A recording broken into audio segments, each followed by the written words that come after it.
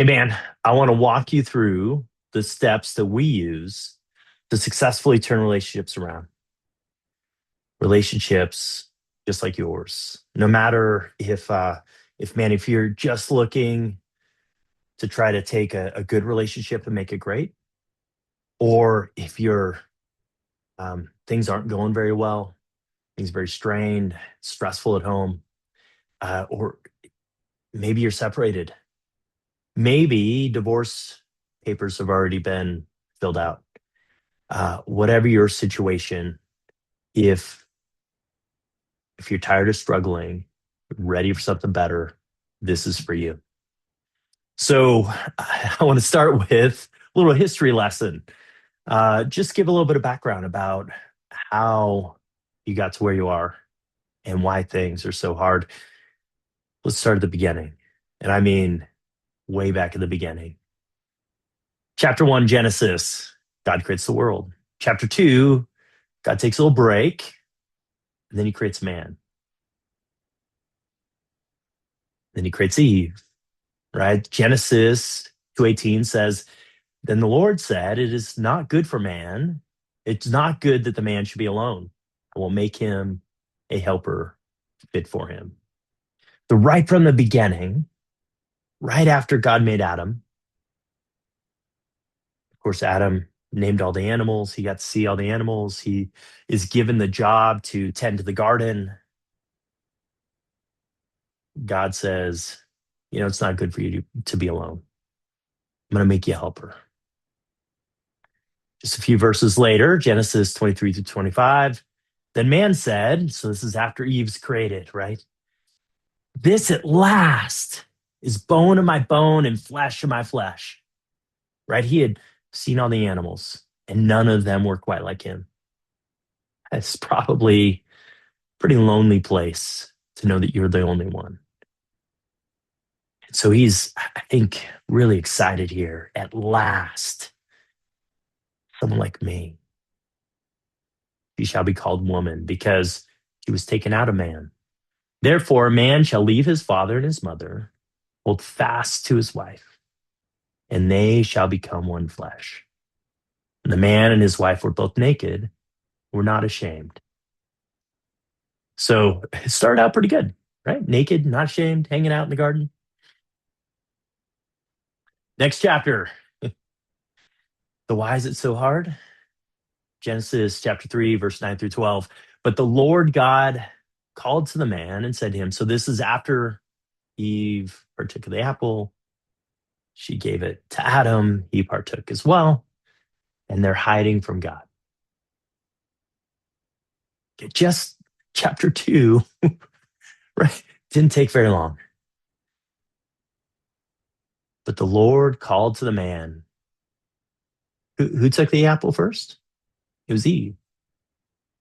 But who did God call to? It was the man because he was put in charge. He was the leader. He was the one responsible. Where are you? Yeah, of course, God knew where he was, right? Reminds me of playing hide and seek with, my kids when they were young. They're hiding underneath the bed and their legs are hanging out. They think you can't see them. Where are you? I can't find you. Or they just have their head underneath the blanket, right? Their whole body. So God's like, gosh, where could Adam be? Where are you? I heard the sound of you in the garden and I was afraid because I was naked and I hid myself. And God said, who told you that you were naked? Right again, God knows. Have you eaten of the tree which I commanded you not to eat? Right. Giving Adam a chance to take ownership here. And the man said, the woman who you gave me, she gave me fruit of the tree and I ate it. It's not my fault. It's the woman. And you know what? You gave me the woman. So it's kind of the woman's fault. And it's also kind of your fault, God. It's right from the beginning. Where was Adam when Eve was talking with the serpent? Where was Adam when Eve pulled that apple or the fruit off and took a bite? I think Adam was like, hey, whatever makes you happy, honey. God kind of said we shouldn't do that, but hey, I don't know. That makes you happy. I want you to be happy after all.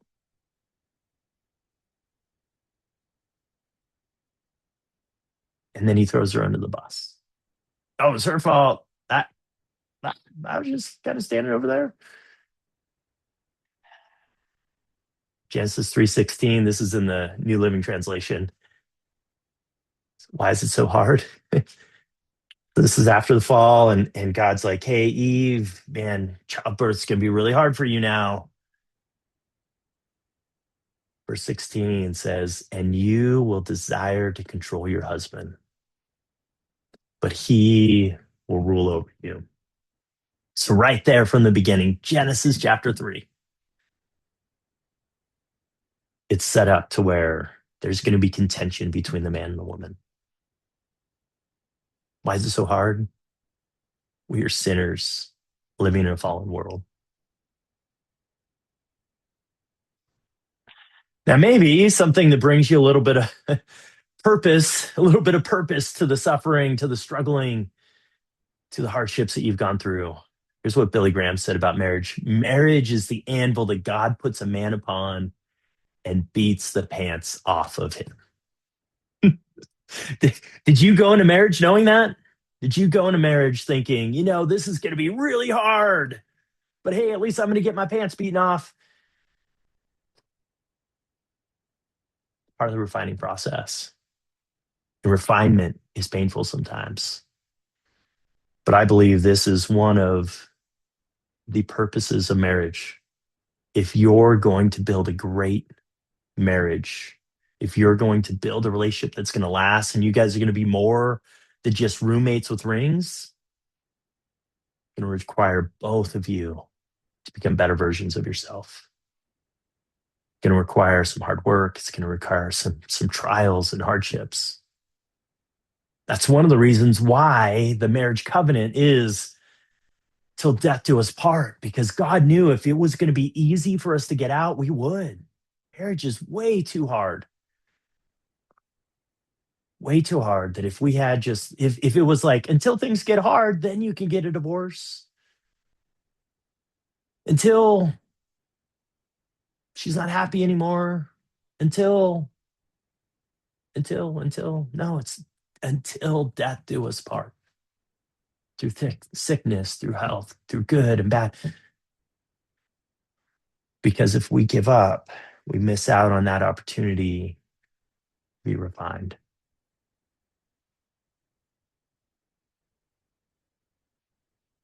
I think most of us, if had we known how hard marriage could be, we probably would have not opted in. Don't get me wrong, there's a lot of good that comes with marriage. And the hardships that come with marriage are there to help you to become a better version of yourself. So why is it so hard? It's hard because it was meant to be hard. Because we wouldn't appreciate things that were easy. Because if it were easy, we wouldn't have to grow. All right, so what are the steps? What are the steps to turn things around and build a relationship that's going to last? Step number 1, be the man. What's that mean? Be the man that she needs you to be.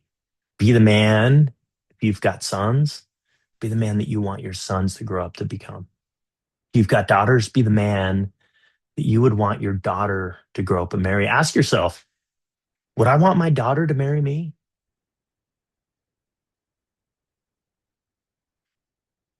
Be the man that God created you to be. Matthew 3, or chapter 7, 3 through 5. Why do you see the speck that is in your brother's eye, but do not notice the log that's in your own eye? Or how can you say to your brother, let me take the speck out of your eye when there's a log in your own eye? You hypocrite.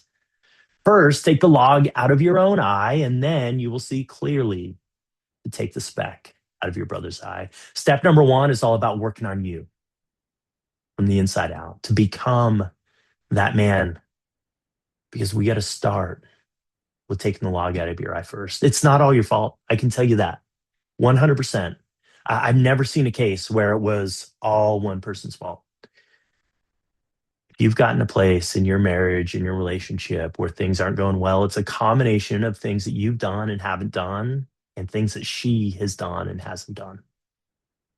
But we got to start with you. You've got to take the lead. You got to take that log out first before you can help her to take the speck out of hers. 1 Corinthians 16, 13 through 14. Be watchful, stand firm in the faith, act like men, be strong. Let all you do be done in love. I think this is a good explanation of what I'm talking about as that man. Standing firm in the faith, being strong. One of the hardest parts of this process is being strong, being that rock when she's more like a roller coaster, and acting out of love. It can be hard to love someone that's doing things that are hard to love. That's what we're called to do. Step number 2, fix the communication. Proverbs 18:13 says, if one gives an answer before he hears, it is his folly and shame. One of the main concepts in step number 2 is to learn how to listen to understand. Most of us listen just enough, either respond or fight back, or just enough to know what the solution is. Because as guys, most of us, we just want to fix the problem. We don't want to talk about it. We don't want to talk about the emotions, the feelings. We just want to fix the problem. Problem with that is that if you don't take this opportunity to help her to feel seen and heard and understood, she's going to feel alone. She's going to feel emotionally disconnected. So we have to start by learning how to listen, understand. James 1:19 says, know this, my beloved brothers, let every person be quick to hear, slow to speak, and slow to anger. Step number 1 helps with this, but step number 2, we also work on this, that emotional control in conversations when we're having difficult conversations. We need to be able to maintain our emotional control so we don't act out of anger, say things out of frustration. Ephesians chapter 4, 31 through 32, let all bitterness and wrath and anger and clamor and slander be put away from you, along with all malice. So all the bad things, all the negative things, we're supposed to put those things away. Instead, we're to be kind to one another, tenderhearted, forgiving one another as God in Christ forgave you. Another part of step number 2 is learning how to forgive yourself, how to forgive others. Because as long as that bitterness is there, we're not going to be able to build a healthy relationship. So in step 2, we help her to feel seen, heard, understood. Once she feels understood, she'll be more open to hearing your side and discussing the solution. It's like giving her oxygen. She desperately needs that. And here's the other thing is that in a relationship, there's going to be times where you don't see eye to eye. It's just the way it works, right? If you aren't able to work through those challenges together in a healthy way, if you're not able to turn conflict into understanding and respect and emotional connection, that conflict's just going to drive you apart. When you know how to communicate well, it's going to help bring you together. Step number 3 is all about loving each other. And this is how we build a relationship that's going to last. Step 1 and 2 are the foundation. You can't have a healthy relationship as long as those fears, the insecurities, the things that are getting in the way of you being the man that God created you to be, being that man that she needs you to be. As long as those things are there, you're not going to be able to build a healthy relationship. As long as you're having communication issues and you're arguing, or someone's getting offensive, somebody's shutting down, if you're not able to work through the issues, you can't have a healthy relationship. Step number 3 is where we build on top of that foundation. Step number 3 is where we focus on building a relationship that's going to last. And the way we do that, by learning how to love each other. Ephesians 5:25-33. Husbands, love your wives as Christ loved the church and gave himself up for her. The tall order, right? Like, as Christ loved the church to the point where he gave his life up for her. The sacrificial kind of love. And not only that, it's an act, right? It's not just a feeling, it's not just a word that you say, it's a thing that you do. It's about taking up that cross, that he might sanctify her, having cleansed her by the washing of water with the word, so that he might present the church to himself in splendor, without spot or wrinkle or any such thing, that she might be holy and without blemish. So as husbands, it's part of our job to help sanctify her, to help cleanse her with the word, that she might be presented without spot or wrinkle, blemish. In the same way, husbands should love their wives as their own bodies. He who loves his wife loves himself, for no one ever hated his own flesh, but nourishes and cherishes it, just as Christ does the church, because we are members of his body. We nourish our body. We eat food to take care of our body, to nourish our body. We should be taking care of our body in a way of being healthy, exercising, doing those things that are going to help our body to be healthy. We likewise should be taking care of our wives. We should be doing things that are nourishing her as well. Therefore, this is back to what we talked about in Genesis chapter 3. Therefore, a man shall leave his father, actually, chapter 2. Therefore, a man shall leave his father and mother and hold fast to his wife, and the two shall become one flesh. This mystery is profound, and I am saying that it refers to Christ and the church. However, let each one of you love his wife as himself, and let the wife see that she respects her husband. It's a lot here, right? But guys, we are called to a really tall order. We are called to love our wives as Christ loved the church. That is a undying love. That's an unconditional love. One of the reasons why separation and divorce hurt so bad is because when you guys came together, you became one flesh. And breaking that apart is like ripping your flesh apart. It's painful. It hurts tremendously. 1 Corinthians 13:4-8. Love is patient.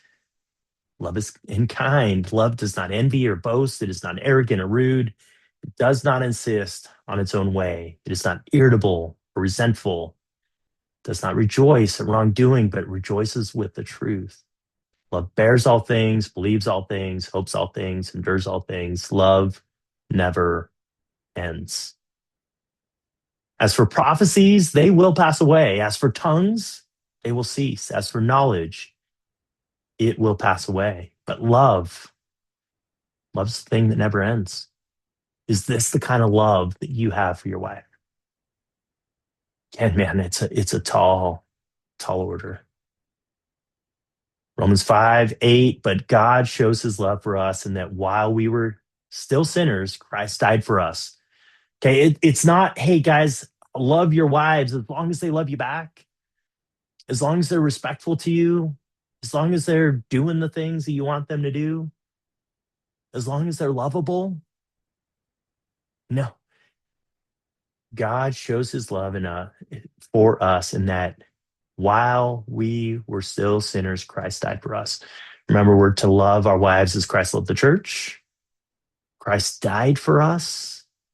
And not only that, he died for us, even though we were not doing the things that he wanted us to do. Even though we at times are very hard to love. Love needs to be more than a feeling or word that you say. You need to take the action of love. And every time you take that action of love, it's like putting a piece of wood on the fire of the relationship. And the moment you stop putting wood on that fire, what happens? That fire begins to dwindle. This is when I hear words like, I'm in love with you, or I love you, I'm just not in love with you, or I don't feel that spark. I don't feel that fire anymore. I feel like roommates. It's because we let that fire go out. If you want to keep that fire going, if you want to rekindle that fire, you have to put wood on that fire and you got to keep doing it. That's what step 3 is all about. So, what do you do now, guys? You got 3 steps. Trying to turn your relationship around and make it last can be difficult to do on your own. And the truth is that if you knew what you needed to do and how to do it, you would have done it by now. That's why we offer support options to guide you through this process. So, what are those support options? We've got our weekly men's groups called Men of Valor, provides weekly group coaching. It also includes the Unwavering Husband online training. This is a place to fellowship with other men who are going through similar struggles and who are working toward becoming better versions of themselves. It's a place to not feel alone in your struggle. Most of us guys, we struggle in isolation. We don't feel comfortable talking with other guys about these things. We pretend like everything's fine. It's a place to know that you're not alone in this struggle. But one of the best things that comes out of that group is that there's guys in that group that have been with us for a couple of months who have gone from where you are today to a much better place. Guys who were told divorce was the only option. Guys who were handed divorce papers. Guys who were living separately or even living in the same house, in separate rooms, sometimes in the same bed, but just this wall of ice between them. And have gotten a place where that love is back, where that fire has been rekindled, where divorce hasn't been talked about for months. The next step up from that is what we call the Renewed Relationship Silver. This includes 6 one-on-one coaching sessions, along with the Unwavering Husband online training, and 24 weekly group sessions. In our highest level of support, oh, I need to fix that. It's not called silver, it's called gold. Sorry, copy paste error. This one includes 12 one-to-one coaching sessions. We usually do it over a 12-week period of time. We meet once a week. It also includes the Unwavering Husband online training and 24 weekly group coaching sessions. So that initial 12 weeks, you're getting both the one-to-one and the group. And then we continue that group for another 12 weeks past that, just to give you additional support, to keep that momentum going. The Unwavering Husband, it's a series of videos, but the truth is that you can watch videos all day long, never run out of relationship videos to watch. It's not about watching videos, it's about taking action. So at the end of each video, there's a handful of action items for you to start applying the things that you've learned. Because your wife or significant other, she doesn't care if you've watched another video. If you go home and you say, hey, honey, guess what? I watched a video today. She's going to say, great. How's that change anything? She needs the action. The course is designed for you to take action. The one-on-one training, the one-on-one coaching is designed to help you to know how to apply those things in your specific situation. What to say, how to say it, walking you through those 3 steps. That the gold option, this is the all hands on deck option that will give you the best shot turning your relationship around. If you've gotten to a place where things are pretty strained, you feel like this is your last chance, that's the option for you. On both the silver and the gold plan, there's payment plans up to 3 months interest free. Now, what are some of the common hesitations? One of the biggest ones is, what if I can't afford it? Nick, I don't have money. I don't have a job.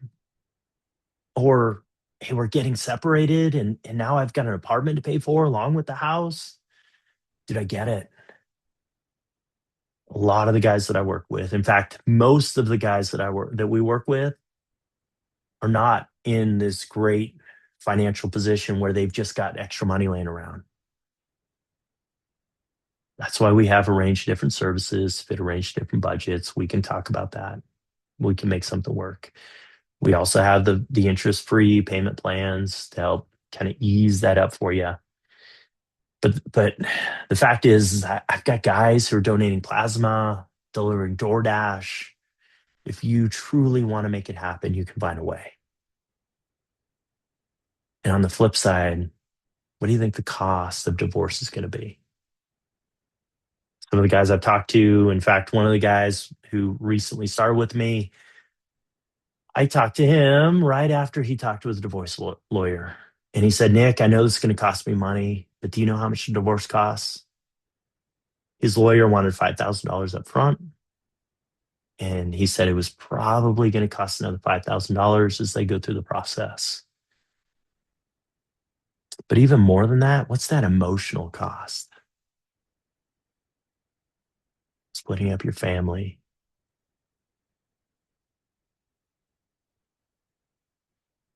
At best, you're going to get 50-50 custody. Have you thought about the possibility that she finds another guy and is trying to raise your kids? The question to ask is, if you end up divorced or separated, will you be able to look back knowing that you did all you could? Next question, what if it's too late? Get a lot of guys who come to me who are like, Nick, she handed me the divorce papers. She said divorce is the only option. When I said, can we go to some couples counseling? She said, I don't want to go to counseling with you. Done. Should have done that years ago. Very, very common. Most of the guys, unfortunately, that we work with come to us pretty late. As men, we usually wait till the divorce papers have been delivered or she's already moved out. And the truth is that it would have been better to do something a while ago. As they say, the best time to plant a tree is 30 years ago. The best time to work on your marriage was probably 5 years ago. The next best time is right now. I get guys who ask, what if it doesn't work, Nick? What if I put all this time and money into it and it just doesn't work? What happens if you continue down the path that you're on right now? Would you rather have failed knowing that you did all that you could, or feeling like you wish you would have done more? She has made it very clear that she doesn't want to continue in a relationship with the man that you've been. And the only way that you have a chance is if you do something different. What if she doesn't do her part? What if I put in all the work and it's not all me, Nick. It's not all my fault. She's got problems too. You're right. 100%. And while it's not all your fault, it is your responsibility to lead this forward. In fact, she's probably been asking for a long time for you to step up and take the lead. It's very, very common for the wives and significant others to hold off until they see you taking those first steps. And actually, they probably were trying to take steps a while ago. You weren't responding and they gave up. Or maybe you tried for a little while and you got a week or two or maybe 3 weeks in, and you fell back into the old patterns and you did that cycle a handful of times. And now they don't trust that you're going to change and that you can sustain that change.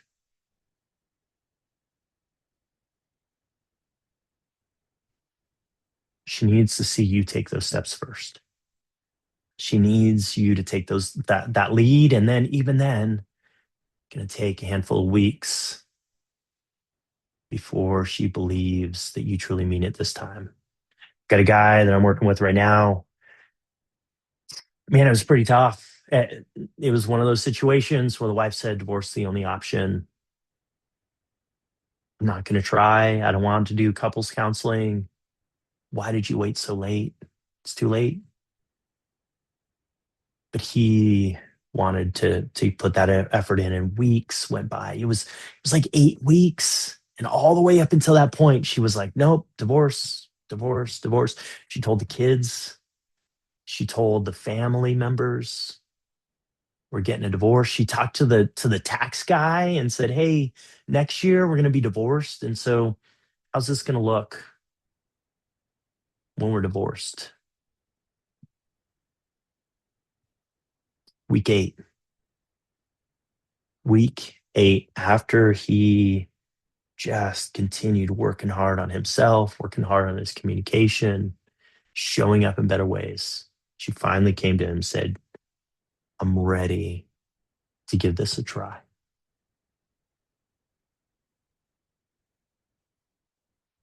Most of the time, they will follow once that trust begins to build, but you've got to take the first steps. You've got to do it long enough for them to start to believe you. And finally, one that I get a lot, we talk about the 3 steps, and they say, Nick, I don't need your help. I got this. I don't need you to hold my hand through this. You gave me the steps. That's helpful. All I needed was the plan. I've got that. I'm going to take the steps now. 3 of the most dangerous words a man can say is, I've got this. And I get it. I'm a DIY guy myself. I've said I got this plenty of times. I've learned how to do a ton of things myself, laying tile, replacing engines in cars. Like, I figured out how to do all those things. The one thing I couldn't figure out how to do on my own was fixing my relationship. I tried for like 20 years. I read all the books. I listened to all the podcasts, watched all the YouTube videos. I just kept repeating the same patterns. I'd get about 3 weeks. I'd make some changes. I could sustain that for about 3 weeks. Fall back into old patterns until I reached out for help, until I had that guide by my side, until I had that accountability that came, until I had that guy who could say, Nick, I'm capable of more of this, more than this. And one of the reasons why it's so hard to do on your own is because sometimes it takes somebody on the outside to point out those blind spots. The way that my mentor laid it out for me is he said, Nick, if you were peanut butter sitting in a peanut butter jar, good chance you wouldn't know that you're peanut butter because you can't read that label from the when you're on the inside, you can't read that label that's on the outside. A lot of times we don't see a lot of these things, and it takes somebody from the outside to help us to see them. All right, guys, time to stop the struggle. Time to turn your relationship around. You've already waited long enough. Don't waste any more time. The longer you wait, the more likely you are to lose her. Take the next right step. Let's get started today.